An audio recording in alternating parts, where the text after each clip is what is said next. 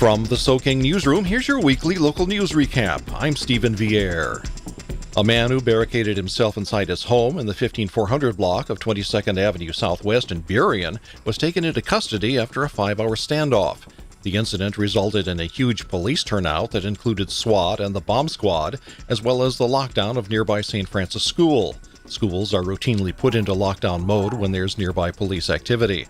The incident began around 7:22 a.m. when neighbors called 911. Reports from neighbors indicated that the resident made some kind of bomb threat and may have thrown eggs at their homes. Police used the parking lot behind St. Francis School as a staging area, and the city of Burien assisted with road closures. Around 12:45 p.m., a huge explosion was heard blocks away as police attempted to breach the house. Shortly thereafter, the man was taken safely into custody.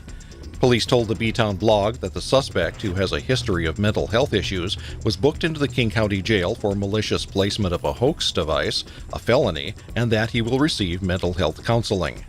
Photos at btownblog.com. The King County Prosecutor's Office is reporting that on December 8th, an arraignment was held for Darien A. Lipsey, a 22-year-old Burien man accused in the fatal shooting of 2 men in Seattle's Pioneer Square on March 30th. Lipsey was charged last month with 2 counts of murder in the first degree with firearm enhancements. He was arrested without incident on December 5th in Federal Way as a passenger in a car, despite the fact that he was wearing a wig and glasses at the time. He was booked into the King County Jail. As previously reported, Lipsey, also known as Memphis, Little D, and Debo, went looking for a 24-year-old Isaiah Whitmore on March 30th after having an earlier altercation with him. Whitmore apparently pulled a gun and threatened to shoot Lipsey. Lipsey then left the scene and drove around downtown Seattle with a companion while waiting for an opportunity to confront Whitmore, according to charging papers. The defendant's bail is set at $5 million. More at btownblog.com. In its December 13th meeting, which was also to be its final meeting of 2016, the SeaTac City Council wrestled over whether a city ordinance is needed to govern city staff ethics, or whether it should be decided by the city manager. Acting City Manager Joe Scorcio outlined the proposal to consider a code of ethics for city employees. It is somewhat similar to one passed earlier for elected city council members. State law says that management of the city's staff is mostly in the hands of the city manager and not the elected council. Scorcio said the city has in its employee handbook, quote, elements that address conduct and behavior of city employees, but we do not have one specifically entitled Code of Ethics. SeaTac Human Resources Manager Vanessa Audette said the proposal would combine all the various parts of the handbook that pertain to employee behavior and conduct into a single code of conduct that includes both general and specific policies for employees. After a lengthy discussion, the issue was sent to the Council's Finance and Administration Committee for discussion. It is expected to return for a decision at the next regular Council meeting on January 10th.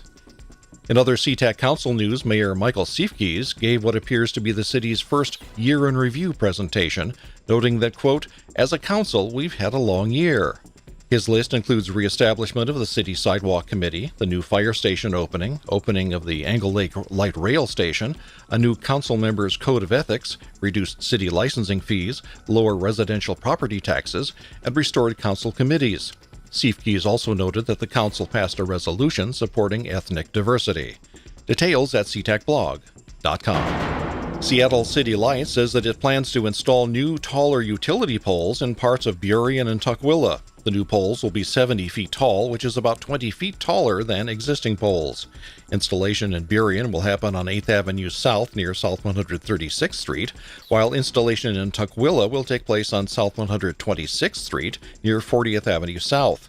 Both installations are scheduled for the month of December.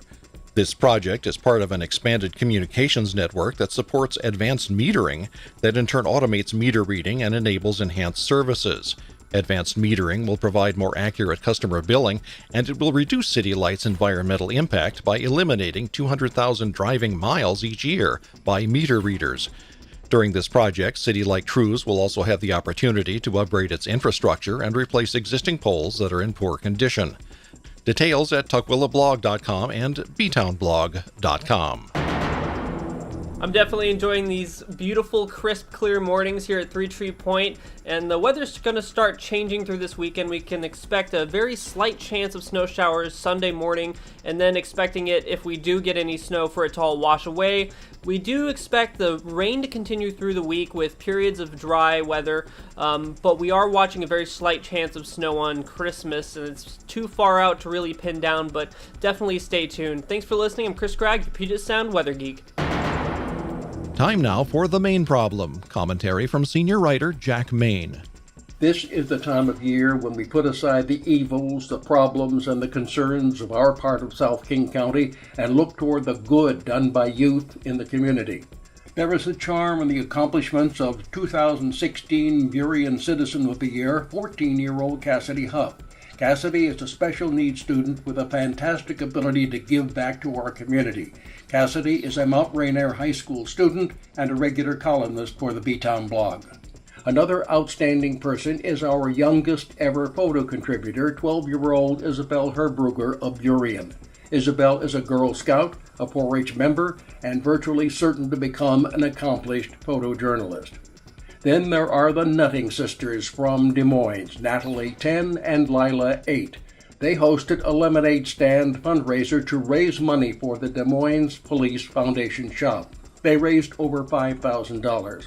The girls were honored at a Des Moines City Council meeting in August and given the Community Star Award for improving public safety and quality of life. There is the Highline High School International Rescue Club, founded by Mohammed and President Michael Alvarado Garcia. Mohammed decided that he wanted to form a club that created a space where anyone and everyone could come, talk, and listen for free therapy. Mohammed suggested topics of discussion that touched on the immigrant-refugee experience. Over time, they raised money to help support a Syrian refugee family. They ran an awareness campaign around violence that people experience all over the world. They wrote letters of solidarity, raised money for the Nepali earthquake relief. And they gave the Highline School District ideas for educating immigrant refugee students. In the final take, we're entering the waning days of December and of 2016 as winter tries to show us what it's really made of. As we plunge headlong toward a new year, we should take some time to reflect on our successes and our mistakes of the past year, and then try to learn what lessons we can from them. But before you set foot in 2017, unburden yourself by setting these things aside, for there will be more successes and mistakes to be faced in the days to come that will require both your strength and your wisdom. From all of us here at South King Media, we hope that the coming holidays will be your best ever. Stephen Vieira, So King, Internet Radio News. So King News was created based on a generous grant from JLab's Encore Media Entrepreneurs Program, supported with funding from the Ethics and Excellence in Journalism Foundation and the Nicholas B. Ottaway Foundation.